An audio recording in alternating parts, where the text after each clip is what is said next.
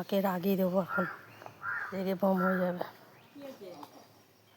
কখন তো এসছো? ও মা, আমি কথা বলছি একটু। এখন এসছো? কখন এসছে? কালীবাড়িতে এসছে। 2 ঘন্টা হয়ে গেছে এসছে। 2 ঘন্টা। হ্যাঁ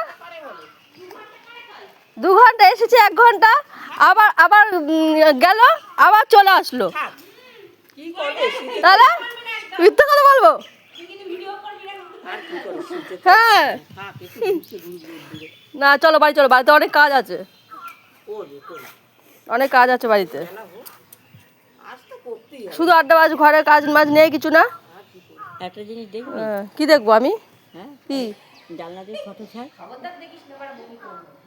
কিসের?